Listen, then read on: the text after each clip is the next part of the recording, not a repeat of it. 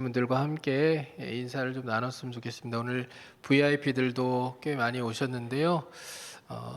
이렇게 인사했으면 좋겠습니다. 사랑합니다. 축복합니다. 잘 오셨습니다. 이렇게 한번 인사 나눴으면 좋겠습니다. 네. 자, 오늘 읽은 말씀을 중심으로 해서 나를 살리고 세상을 변화시키는 사랑이라는 제목을 가지고 우리가 함께 말씀을 나눠보기를 원합니다. 여러분, 세상에는요, 눈에 보이지는 않지만 분명히 존재하는 것들이 있습니다. 그렇죠?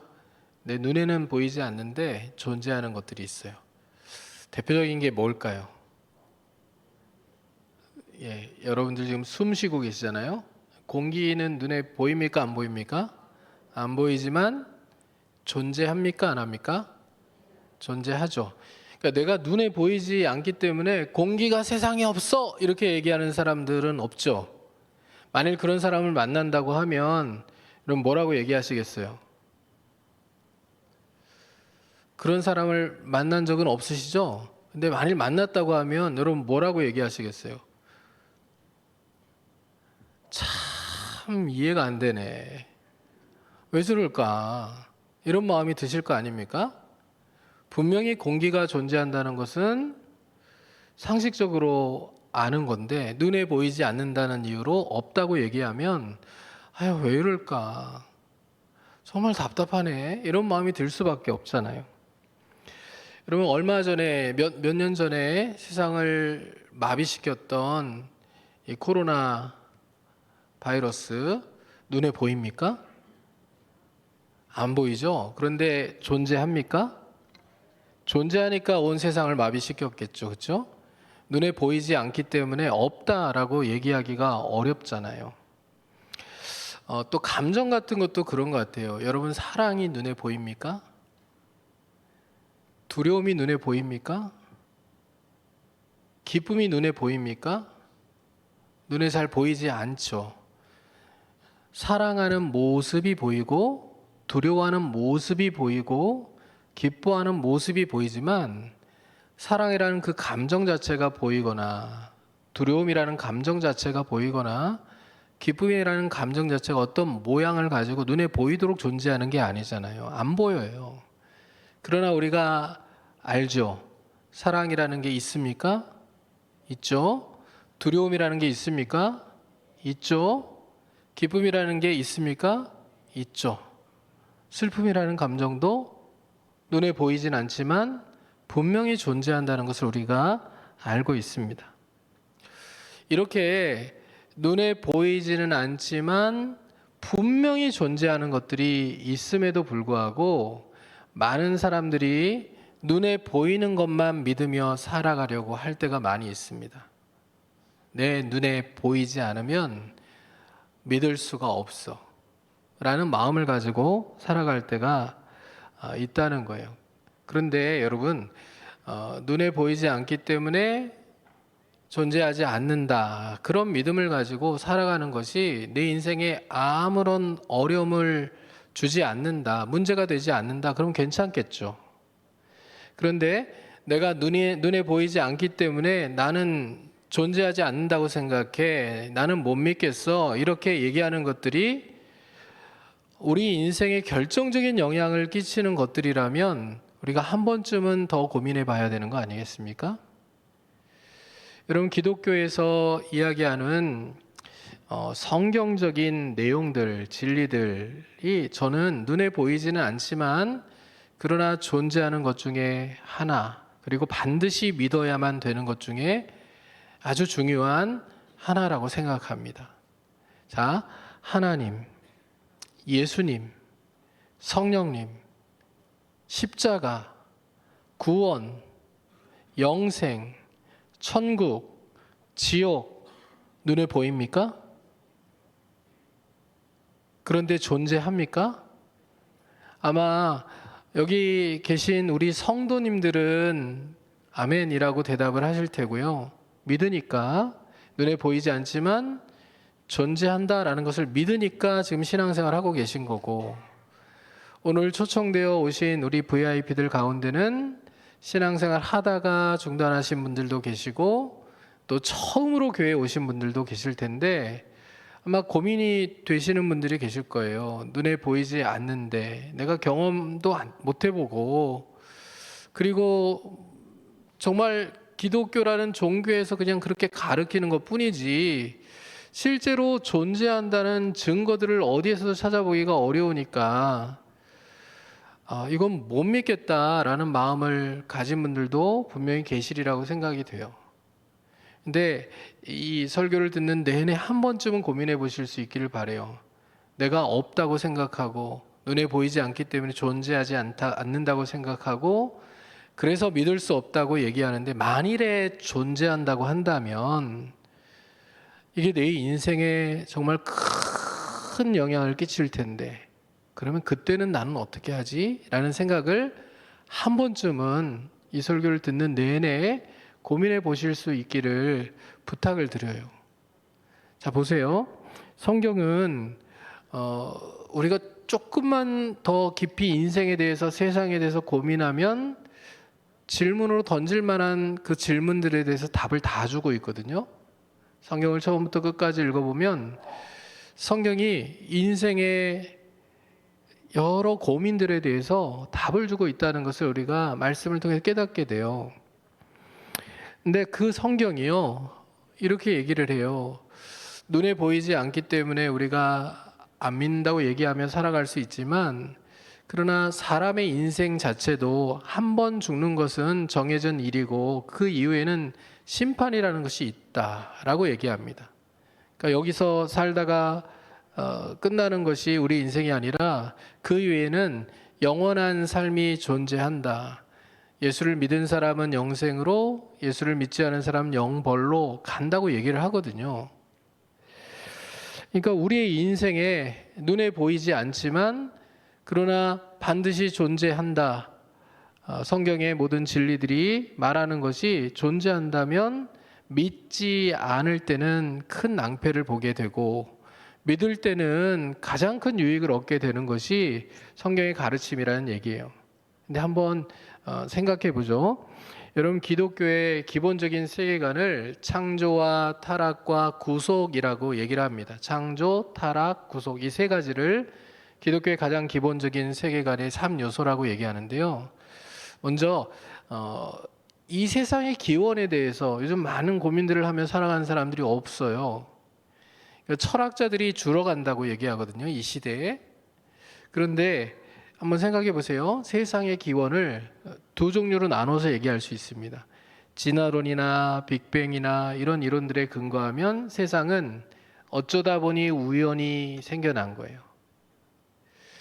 다윈의 진화론을 봐서도 인간이라는 존재가 이 무생물인 아메바라는 것으로부터 계속해서 진화해서 어쩌다 보니 진화를 거듭하다 보니까 지금의 인간이 되었다, 이렇게 얘기를 하거든요.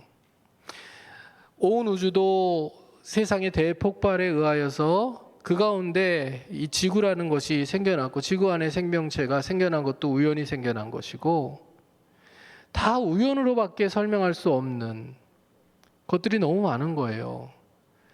그런데 또 하나의 우주의 기원설은 창조론입니다. 누군가 만든 분이 있기 때문에 이 우주가 존재하고 지구가 존재하고 지구 안에 생명체들이 존재한다라고 얘기하는 거예요.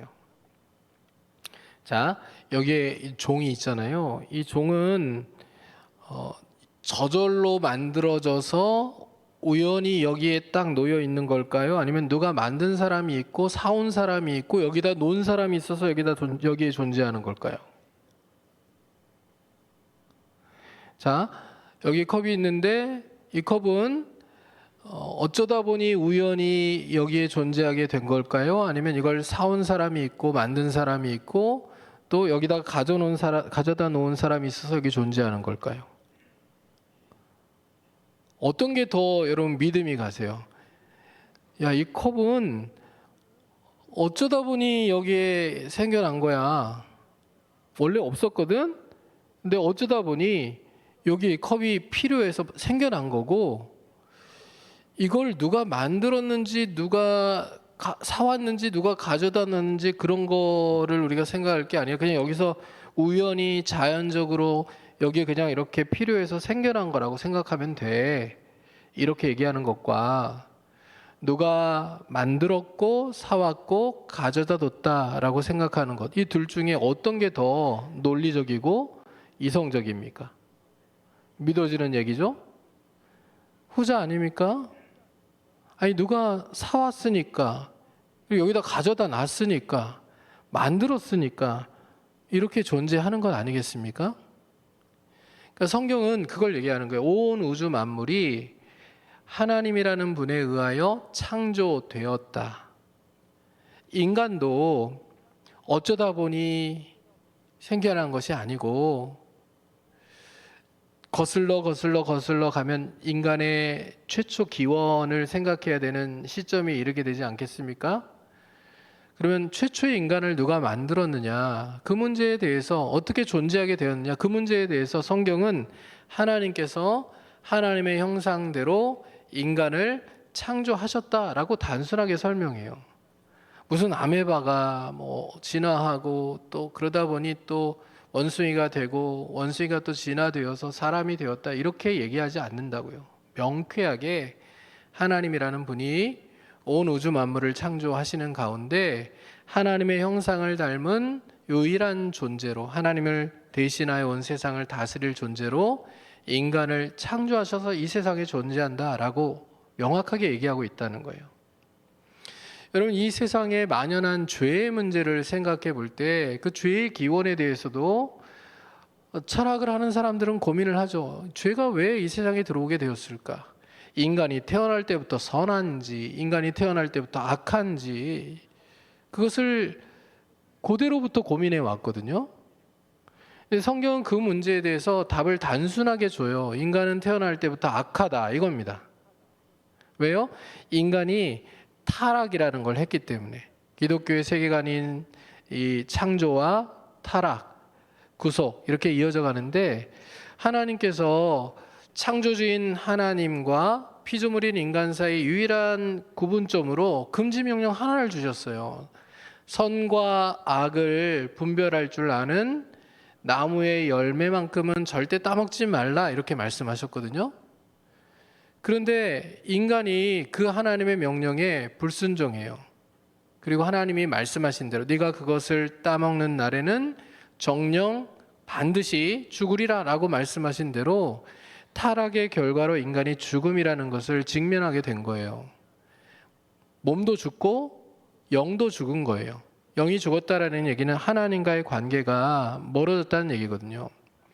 근데 성경은 인간이 하나님과의 관계 안에서만 행복을 누릴 수 있는 존재로 창조되었다고 얘기를 해요. 보세요. 세상에 우리가 상상을 할 수 없을 정도로 많은 부를 가지고 있는 사람들 있잖아요. 뭐 재산이 몇 조 단위에 이르는 이런 사람들이 존재하잖아요. 근데 그런 사람들은 행복할까요? 돈을 많이 가지면 남들보다 행복할까요? 남들보다 건강하면 행복할까요? 남들보다 화목한 가정을 가지고 있으면 행복할까요? 그럴 것 같아 보이잖아요. 근데 돈이 아무리 많아도 만족함을 모르는 게 인간이고요. 건강을 가졌다고 해도 다른 것들이 없으면 불평하는 게 인간이고요. 가족들이 화목하다고 해도 그러나 가난하고 또 병들면 또 그것으로 마음이 어렵고 불편한 게 사람이라는 존재거든요. 인간은 결코 어떤 조건에 의하여서 만족함을 누리거나 행복함을 누릴 수 있는 존재로 창조되지 않았어요.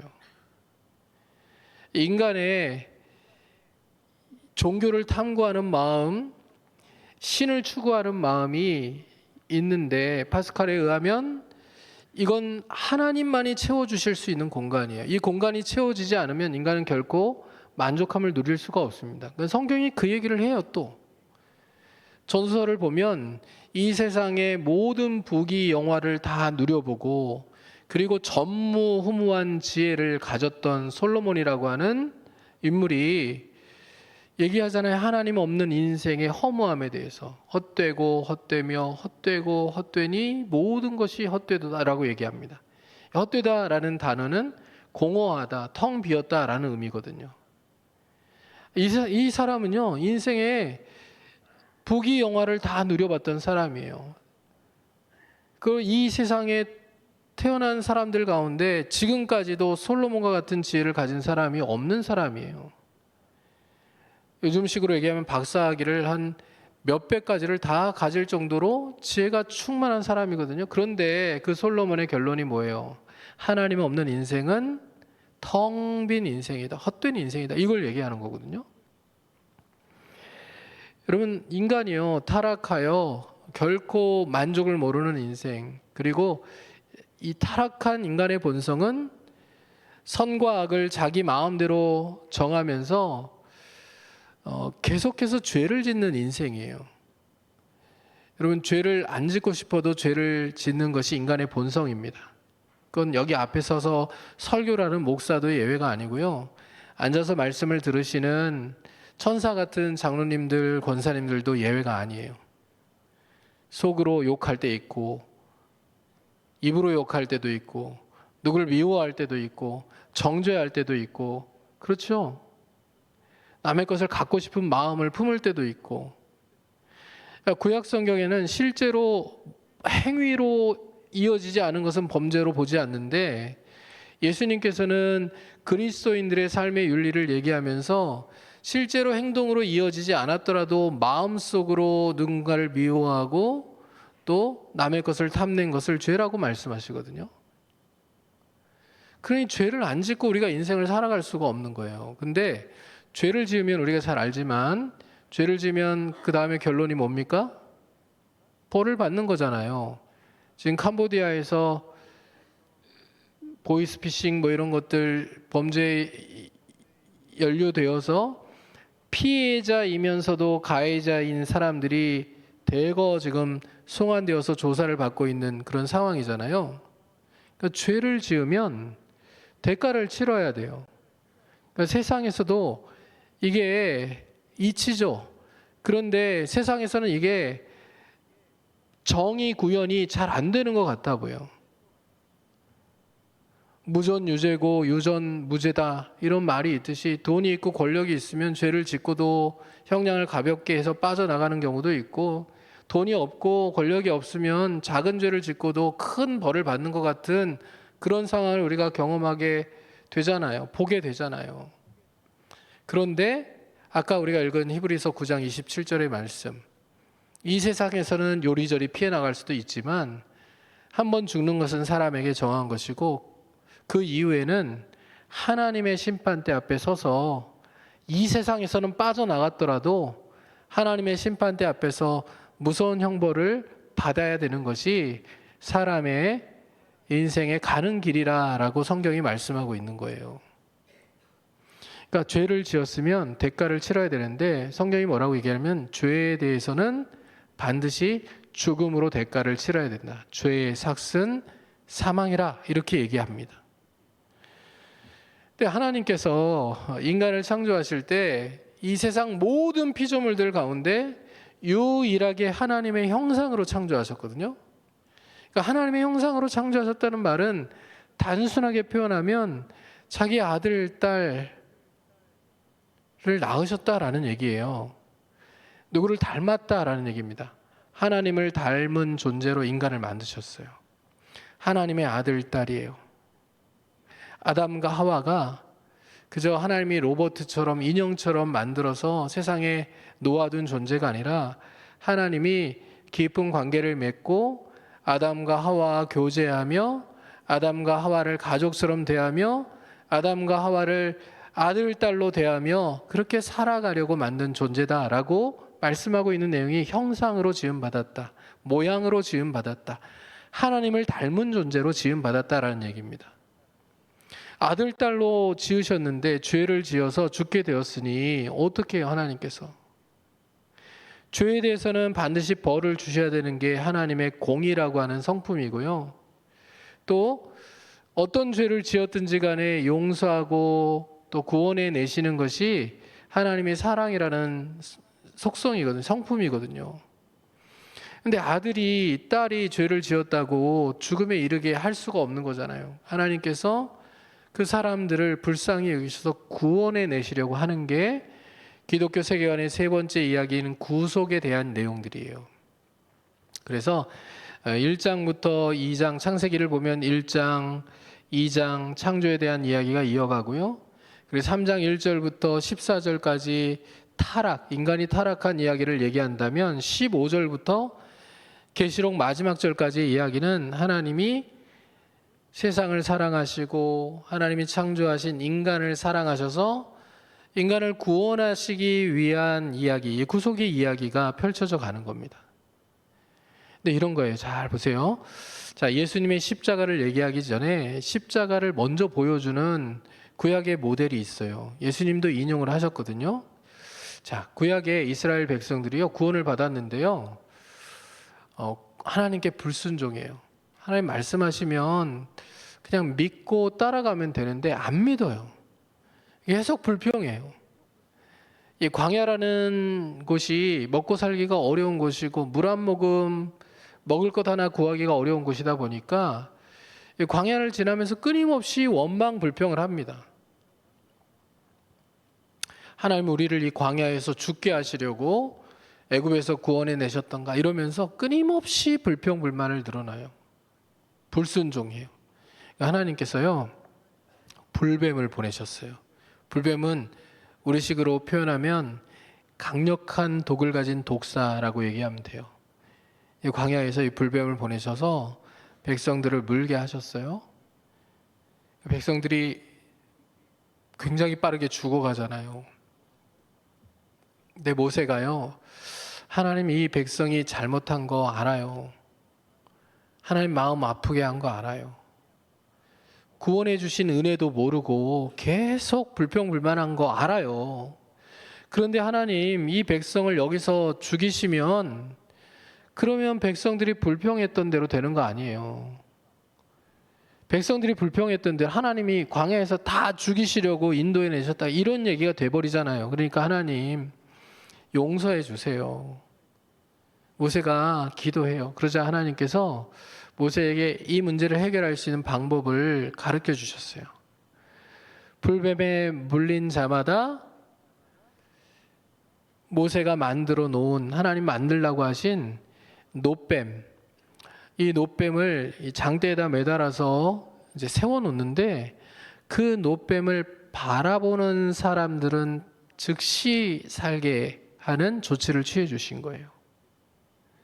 자, 그러면 둘 중에 하나를 선택해야 되잖아요. 자, 내가 불뱀에 물렸어요. 여러분이 만일에 물렸다고 하면 살 수 있는 방법으로 하나님이 그 방법을 딱 제시해 주셨는데 쳐다볼 거예요, 안 볼 거예요? 다른 거 아니에요. 그냥 보기만 하면 살아요. 그냥 고개를 들어서 보기만 하면 사는데 보고 살 거예요, 아니면 안 보고 죽을 거예요? 사람이 그래도 자존심이 있지, 지조가 있지. 난 끝까지 안 볼 거야. 어리석은 거잖아요. 예수님께서요, 자신의 십자가 죽음을 이것과 비유하셨어요. 모세가 광야에서 뱀을 든 것 같이 인자도 들려야 하리라. 이렇게 말씀하셨거든요.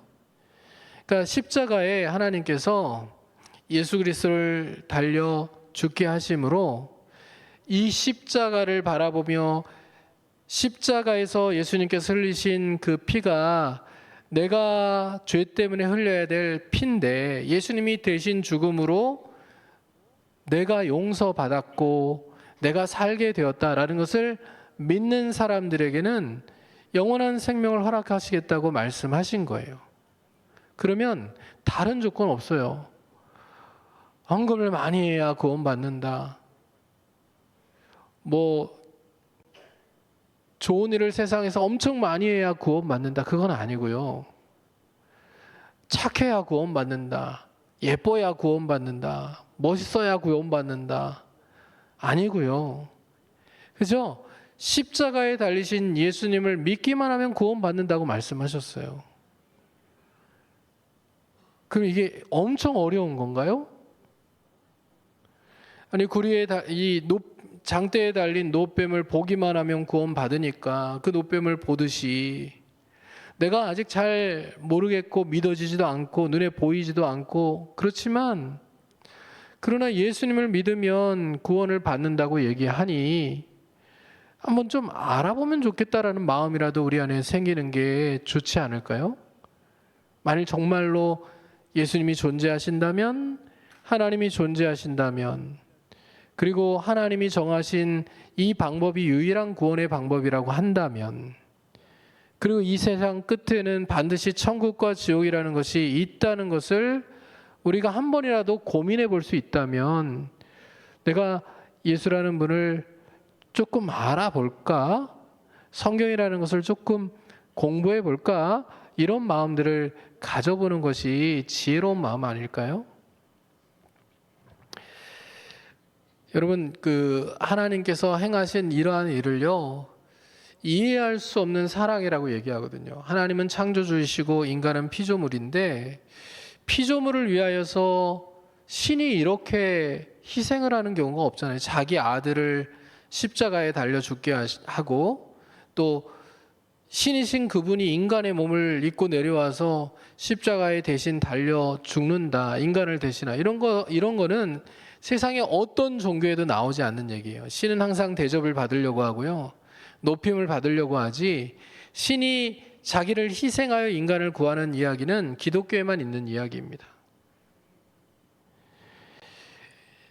하나님이 놀라운 사랑을 통하여서 인간을 구원해 내시기로 작정하셨는데 성경은 하나님의 작정에 동참하는 자는 구원으로 하나님의 작정에 동참하지 않은 자는 영원한 멸망으로 그렇게 인생이라는 것을 마치게 된다. 그리고 영생을 영원한 복을 누리는 것과 영원한 벌을 받는 것으로 살아가게 된다라고 분명하게 말씀하고 있습니다.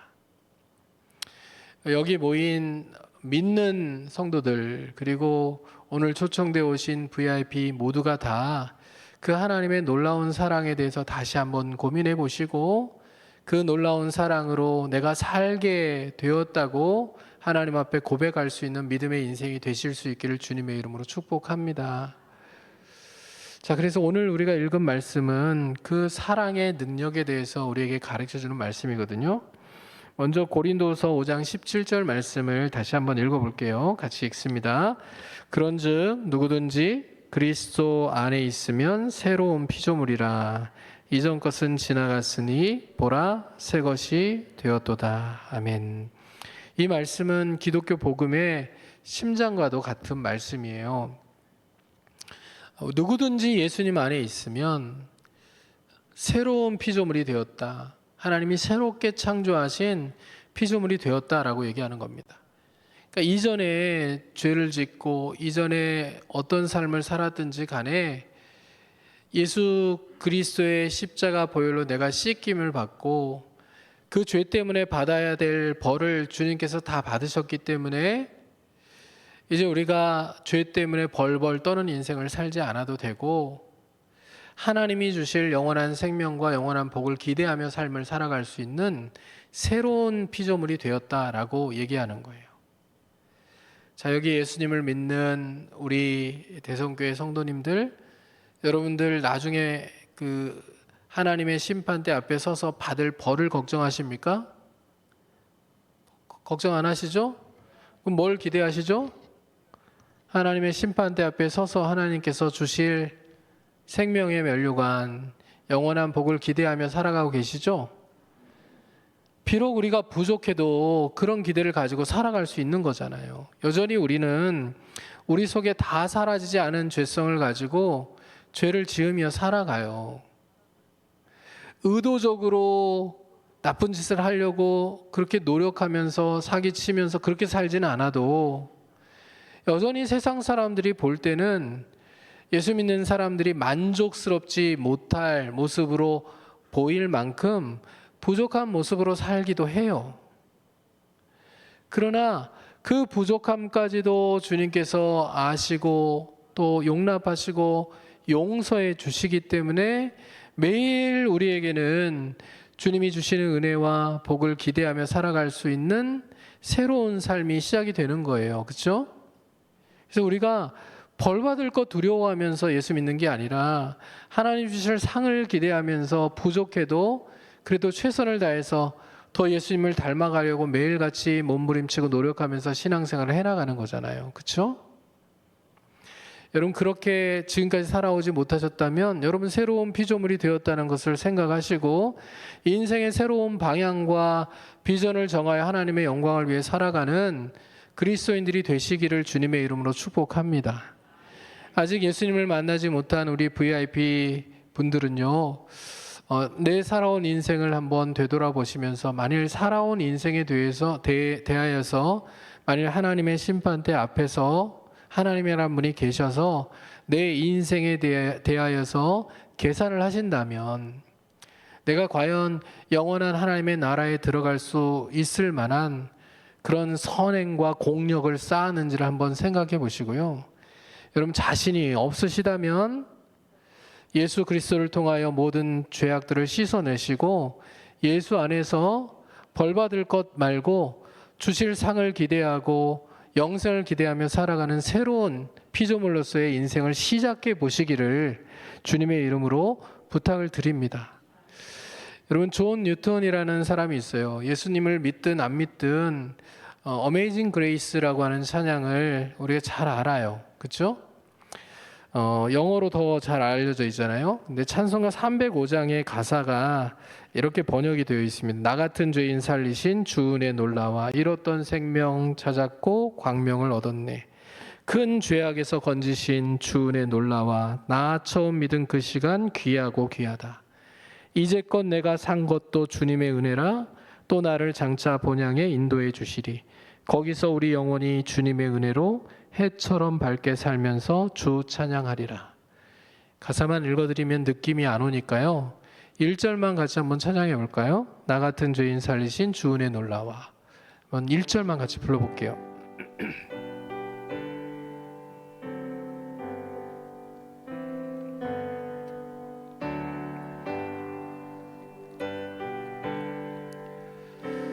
나 같은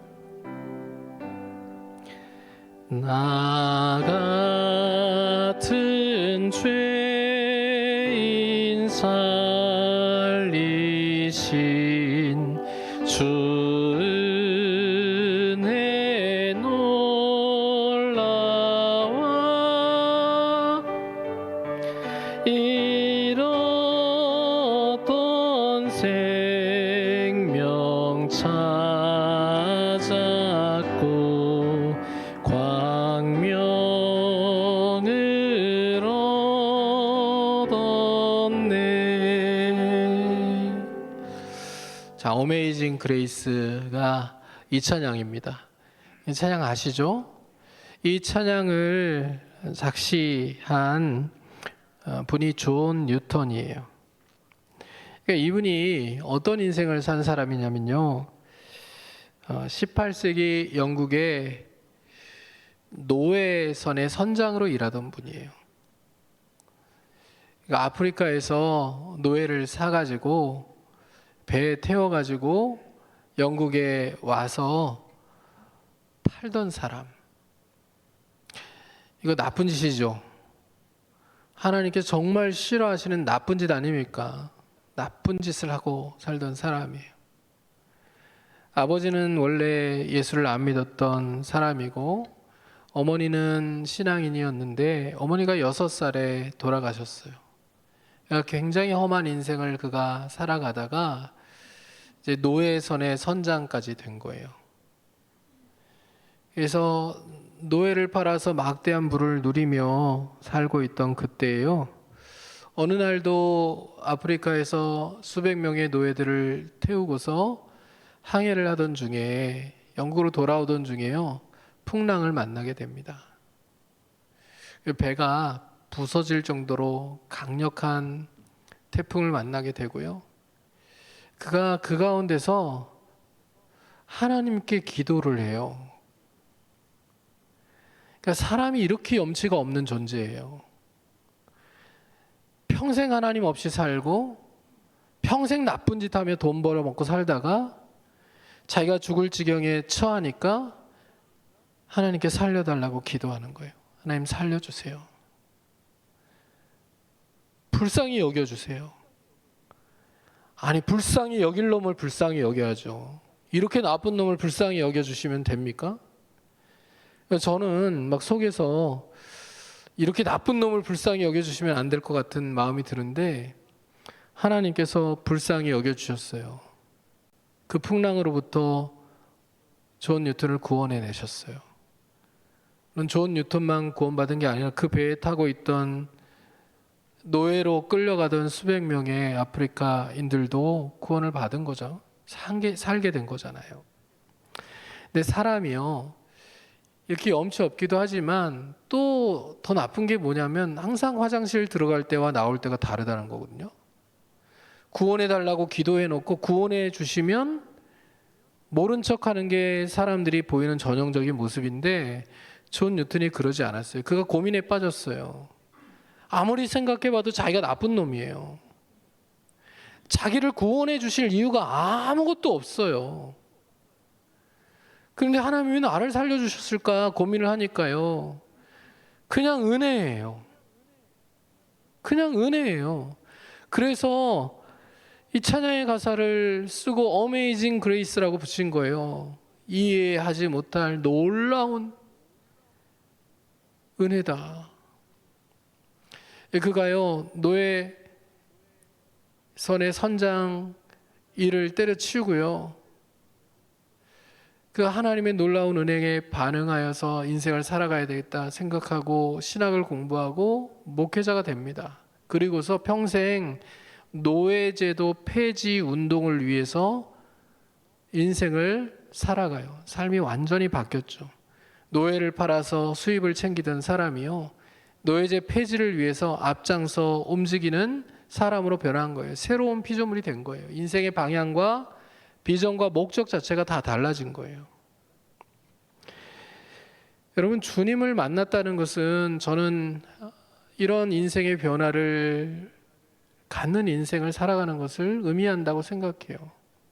하나님의 놀라운 은혜로 말미암아 구원받은 하나님의 사람들이 하나님의 그 사랑이 얼마나 놀라운지를 안다면 여러분, 그 사랑에 부합하는 인생을 살기 위해서 노력해 가는 것이 맞는 거 아니에요? 하나님의 사랑으로 구원받았는데 계속 이기적이고 계속 욕심을 부리고 계속 이 세상의 것들만 탐하며 살아가는 인생을 산다. 이거 옳지 않은 거잖아요. 만일 존 뉴턴이 구원을 받았다고 하면서 이제부터는 교회 헌금도 많이 하고 이제부터는 교회는 출석하겠습니다, 이런 마음으로 계속해서 노예를 데려다가 파는 인생을 살았다고 생각해 보세요. 그가 진짜로 하나님의 사랑과 은혜를 깨달은 인생이라고 얘기할 수 있습니까? 아니잖아요. 진짜로 하나님의 어메이징 그레이스를 경험한 사람이라면 존 뉴턴과 같은 인생의 변화를 보이는 것이 마땅한 모습 아니겠어요? 지금 한국교회에 일어나는 그리스도인들이 세상에서 욕을 먹고 손가락질을 받는 현상은 그 사랑에 온전히 사로잡혀서 그 사랑을 실천하며 살아가는 그리스도인들이 적기 때문에 일어나는 일들이라고 생각해요. 은혜에 반응하여 감사한 마음으로 새로운 피조물로 하나님이 원하시고 기뻐하시는 일들을 행하며 세상에 사랑을 흘려보내고 세상에 은혜를 흘려보내는 인생을 살아가지 못하기 때문에 일어나는 일들이라고 믿어요. 존 뉴턴의 고민은 항상 그 지점이었어요. 왜 나 같은 사람을 하나님께서 구원하셨을까? 내가 도대체 무엇이길래? 여러분, 우리도 같은 고민을 한번 해봤으면 좋겠어요. 내가 도대체 무슨 자격이 있어서, 내가 도대체 무엇이길래 하나님께서 세상에 그렇게 많은 사람들 가운데 나를 택하셔서 구원하셨을까? 그리고 택하셔서 이렇게 VIP로 교회의 문턱을 넘어오도록 하셨을까? 여러분, 사실 예수님을 안 믿는 사람들이요, 교회 안에 들어와서 이렇게 예배를 드리는 거 진짜 힘든 일이에요. 그 초청에 응해서 오신 분들이요, 진짜 힘든 일들을 하신 분들이에요. 너무너무 감사해요. 자, 그런 분들이 옆에 지금 계시잖아요. 우리 박수로 한번 감사하다고, 잘 오셨다고 다시 한번 환영했으면 좋겠어요. 예수 믿는 사람들이 교회당, 예배당 오는 거는 어렵지 않은 일이지만 예수님 안 믿는 사람들이 이 예배당으로 들어오는 것 자체가 너무 힘들어요. 심지어 어떤 분들은요, 지금 우리 교회 이렇게 대문이 있잖아요. 그 대문 안으로 들어오는 것도 어려워하시는 분들이 계셔요. 이게 진짜 어려운 일이거든요. 근데 그냥 우연히 이루어진 일이 아니에요. 하나님께서 부르셨다고 믿어요. 쉽지 않은 일인데 하나님이 부르셔서 옆에 사람의 강권이든, 그래서 내가 어쩔 수 없이 오기는 했어도 그러나 여기 앉아 계신 것 자체가 하나님의 부르심에 의하여 여기에 앉아 계신 거라고 믿어요. 오늘 예배를 통하여 질문 한번 해보시면 좋겠어요. 어쩌다 내가 여기 와 있을까? 이게 우연이 아니라면 내 인생을 새롭게 시작하고 새롭게 복을 주시고 새로운 비전과 방향으로 나아가게 하시려는, 그래서 영원한 생명과 영원한 복을 누리게 하시려는 그 하나님이라는 분의 놀라운 초대에 내가 응한 것 아닐까, 이런 생각들을 가지면서요, 그 초대에 내가 단번에 답을 할 수는 없더라도 고민을 하고 또 생각을 해보면서 마음을 열어가고 인생에 대해 고민하면서 또 영생에 대해 고민하면서 그렇게 주님을 만나게 되는 은혜가 있기를 축복합니다. 오늘 우리가 또 다른 본문으로 읽은 요한일서 4장 9절과 10절 말씀 이렇게 이야기하거든요. 같이 한번 읽습니다. 하나님의 사랑이 우리에게 이렇게 나타난 바 되었으니 하나님이 자기의 독생자를 세상에 보내심은 그로 말미암아 우리를 살리려 하심이요, 사랑은 여기 있으니 우리가 하나님을 사랑한 것이 아니요 하나님이 우리를 사랑하사 우리 죄를 속하기 위하여 화목 제물로 그 아들을 보내셨음이라. 아멘. 그러니까 하나님이 우리의 죄를 씻기 위하여 독생자를 보내셨고, 이건 우리가 자격이 있어서가 아니라 우리가 하나님을 먼저 사랑했기 때문이 아니라 하나님이 우리를 사랑하셨기 때문이라고 얘기하는 거예요. 이게 기독교의 놀라운 사랑입니다. 신이 인간을 죽기까지 사랑한 사랑. 인간이 끊임없이 배반하고 신의 뜻을 따르지 않지만 그러나 하나님께서 먼저 보여주신 사랑. 이걸 어떻게 이성적으로 논리적으로 설명할 수 있겠어요? 설명하려면요, 하나님이 피조물인 인간인 우리를 아들, 딸로 생각하셨기 때문에 가능한 일이었다, 이렇게밖에 설명할 수 없습니다. 여러분, CNN에서 2018년에 한 실화를 보도한 적이 있어요. 미국 텍사스의 7살짜리 소년이 선천적인 간 질환으로 생명이 위태로운 상황에 있었어요. 의사들이 얘기합니다. 간 이식 외에는 다른 방법이 없습니다. 그런데 아이에게 딱 맞는 기증자가 없어요. 그때요, 건강이 좋지 않았던 아이 아버지가 의사에게 조용히 얘기해요. 그렇다면 제가 아들을 위해서 제 간을 기증하겠습니다. 근데 이 아버지가 건강 상태가 그렇게 좋은 상태가 아니었거든요. 의사들이 만류해요. 당신의 지금 건강 상태로는 수술을 할 수가 없습니다. 수술을 하게 되면 당신이 생명을 잃을 수도 있습니다. 그런데요, 아버지가 단호합니다. 아들이 살 수만 있다면, 아직 인생에 꽃을 피워보지도 못한 7살짜리 아들이 살 수 있다면 제 생명도 내어놓을 수 있습니다. 저는 이 아이의 아빠니까요. 결국 수술이 성공합니다. 그리고 소녀는 건강을 되찾았고 회복 중인 아버지가 이 CNN 기자와 인터뷰를 나눈 거예요. 이렇게 얘기합니다. 아들을 살리기 위해 내 생명을 주는 건 나에게 희생이 아니라 사랑의 본능이었습니다. 이걸 희생이라고 얘기하지 마세요. 내 아들 살리기 위해서 내가 내 생명을 나눠주는 거, 이걸 희생이라고 얘기하지 마시고 사랑의 본능입니다. 이거는. 그 말이 전 세계 사람들의 마음을 울렸어요. 사람들은 그 모습을 보면서 아, 사랑이라는 게 저런 거구나 라는 것을 깨달았어요. 여러분, 이 아버지가 보여준 모습이요, 하나님 사랑의 그림자예요. 하나님이 자기 아들을 우리를 위하여 십자가에 달려 죽게 하신 것, 자기 아들의 생명을 내어주신 것은요, 사랑의 본능이에요. 우리를 사랑하시기 때문에 그래요. 그러니까 하나님이 우리를 얼만큼 사랑하시냐고요? 하나님이 증명하셨어요. 말로만이 아니라 행동으로. 자기 아들의 생명을 내어주시는 그 행동으로 우리를 얼마만큼 사랑하시는지를 증명하셨어요. 자, 하나님이 우리를 얼만큼 사랑하시죠? 제가 지금 가르쳐 드렸잖아요. 하나님 우리를 얼만큼 사랑하세요? 자기 아들의 생명을 내어주실 만큼 사랑하시는 거예요. 근데 이게 이성적으로 논리적으로는 설명이 안 되잖아요. 그러니까 우리를 아들, 딸로 여겨서 사랑의 본능으로 하나님이 그렇게 행하셨다. 이게 밖에 설명할 길이 없잖아요. 너무 사랑하시니까.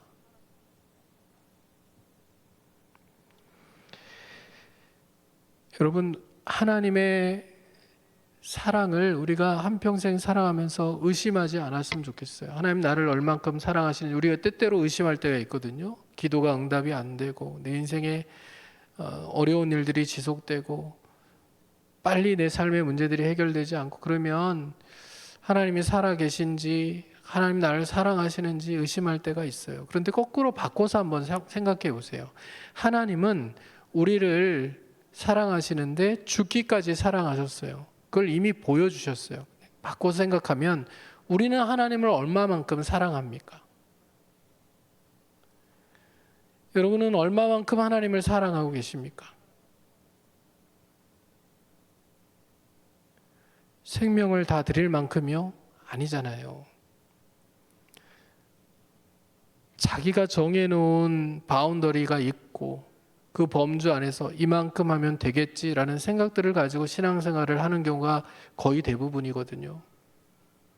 헌금 생활도 말씀대로가 아니라 정한 만큼 자기가 바운더리를 정한 대로 움직이고, 봉사활동도 내가 정한 만큼 움직이고, 하나님 앞에 나와 은혜 받는 자리든 어떤 자리든 기도하는 자리든 내가 정한 만큼만 하거든요. 그러니까 시간도 온전히 드리지 못하고 물질도 온전히 드리지 못하고 삶도 온전히 다 드리지 못하고 내가 정한 만큼 하는 게 인간의 한계거든요. 근데 그러면서도 하나님이 과연 나를 사랑하시는지, 얼마만큼 사랑하시는지 이건 늘 질문하는 게 또 인간의 모습이라고요. 근데 우리가 균형을 좀 맞추자고요. 하나님 우리를 생명을 다해 사랑하셨으니 우리도 삶을 살아가는 날 동안에 우리가 할 수 있는 최선을 다해서 하나님을 사랑하기로 작정하고 그렇게 하나님을 섬기는 믿음의 인생이 되실 수 있기를 주님의 이름으로 축복합니다. 오늘 VIP 여러분들은 하나님이 여러분들을 사랑하신 것을 마음에 좀 깊이 새기고 가시면 좋겠어요. 그래서 내가 답답하고 힘든 일이 있을 때마다 하나님이 나를 사랑하신다. 하나님 나를 사랑하신다. 하나님 나를 사랑하신다. 하나님께 도움을 구하면 하나님 나를 도와주신다. 좋은 유튜브보다는 그래도 내가 나은 사람 아니야? 이렇게 생각하면서 여러분 힘들고 어려울 때마다 하나님을 떠올려 보실 수 있기를, 그리고 하나님께 나아오실 수 있기를 주님의 이름으로 축복합니다. 여러분 이 사랑에 사로잡힌 사람들은요, 그 사랑으로 세상을 변화시키기 위해서 사랑을 흘려보내기 위한 인생을 살게 되어 있어요. 그래서 한 사람을 하나님이 살리셔서 그 사랑에 붙잡힌 한 사람을 통하여 세상을 바꿔가시는 거예요. 19세기에 남태평양 그 피지라고 하는 곳에 식인종 문화가 만연한 섬이 있었어요. 그런데 이곳에 한 선교사가 들어갑니다. 하나님의 사랑에 감격하여 이 식인 문화가 있는 이 섬에 들어가요. 아내와 이제 막 태어난 아이를 데리고 들어갑니다. 들어간 지 3개월 만에 아내가 풍토병으로 죽어요. 그리고 태어난 지 3개월 된 아이가 또 함께 죽습니다. 근데 식인 문화를 가진 그 사람들이요, 이 아내와 아이를 데려가려고 해요. 밤새 그 사람들로부터 이 아내와 아이를 지키면서 얼마만큼 울었겠습니까? 진절머리가 나지 않았겠어요? 하나님의 사랑을 전하고 복음을 전하려고 들어갔는데 자기가 어떤 위협을 가한 적도 없고 그들에게 해를 끼친 적이 없는데도 적대적으로 대하면서 슬픔에 처한 자신을 위로해 주질 못할 망정 죽은 아내와 아이를 잡아먹겠다고 데려가려고 하는 그 사람들을 보면서 진절머리가 나지 않았겠어요? 그 자리를 피할 수도 있고요, 선교지에서 도망 나올 수도 있지만 그가 그렇게 하지 않아요. 수많은 위협과 고난 가운데서 그가 포기하지 않고 자신이 하나님께 받은 사랑을 그들에게 흘려보내려고 최선을 다해서 노력합니다. 그들의 마음을 열려고 진심을 다하여 사랑하려고 노력해요. 그가 삶으로 전한 복음이, 사랑이 이 원주민들의 마음을 움직였어요. 그래서 피를 보면서 만족하던 사람들이 십자가의 보혈을 믿는 사람들로 변화되게 됩니다. 그들의 마음에 하나님의 사랑이 부어지자 증오와 폭력이 사라지고요, 그곳에 하나님의 나라가 이루어지는 거예요. 평화가 이루어지는 거예요. 죽음의 섬이었던 그 섬이 복음의 섬으로 변화되는 역사가 나타났어요. 여러분, 기독교 역사에 또 성경의 역사에 한 사람이 살아서 이 한 사람을 통하여 하나님께서 세상을 변화시키는 역사가 얼마나 많이 기록되어 있는지 모릅니다.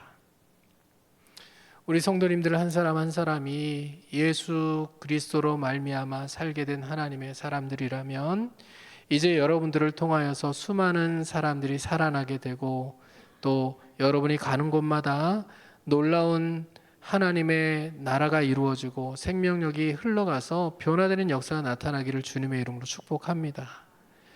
우리 VIP들의 인생 가운데도요, 우리 하나님의 사랑이 부어지면 여러분의 마음이 살게 되고 여러분의 가정이 변화되게 되고 여러분이 속한 곳들이 변화되게 된다는 것을 기억하면서 그리스도의 사랑으로 충만한 예수의 사랑으로 여러분의 인생을 변화시켜가는 그런 행복한 하나님의 사람들로 인생을 살아가실 수 있기를 주님의 이름으로 축복합니다. 자, 이 시간 우리 같이 들은 말씀 생각하고 또 축복하면서 찬양하고 기도하는 시간 갖기를 원합니다.